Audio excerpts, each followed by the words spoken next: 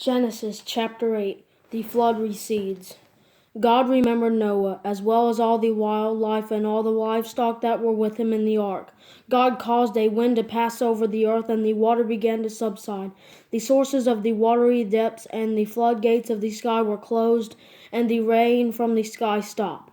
The water steadily receded from the earth, and by the end of 150 days, the waters had decreased significantly.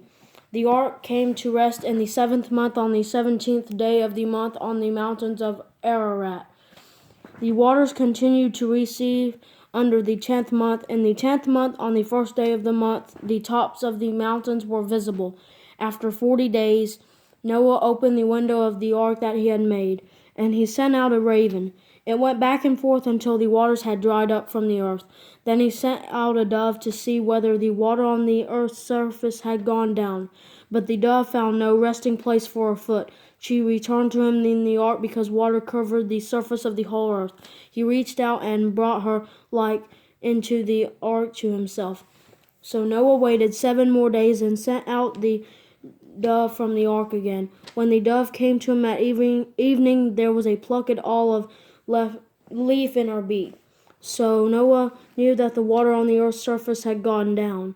After he had waited another 7 days, he sent out the dove, but she did not return to him again. In the 601st year, in the 1st month of the 1st day of the month, the water that had covered the earth was dried up. Then Noah removed the ark's cover and saw that the surface of the ground was drying. By the 27th day of the 2nd month, the earth was dry. The Lord's promise. Then God spoke to Noah, "Come out of the ark, you, your wife, your sons, and your sons' wives with you. Bring out all the living creatures that are with you, birds, livestock, those that crawl on the ground, and they will spread over the earth and be fruitful and multiply on the earth." So Noah, along with all his sons, his wife, and his sons' wives came out. All wildlife, all livestock, every bird, and every creature that crawls on the earth came out of the ark by their groups. Then Noah built an altar to the Lord. He took some of every kind of clean animal and every kind of clean bird and offered burnt offerings on the altar. When the Lord smelled the pleasing aroma, he said to himself, "I will never again curse the ground because of man, even though man's inclination is evil from his youth, and I will never again strike down every living thing as I have done.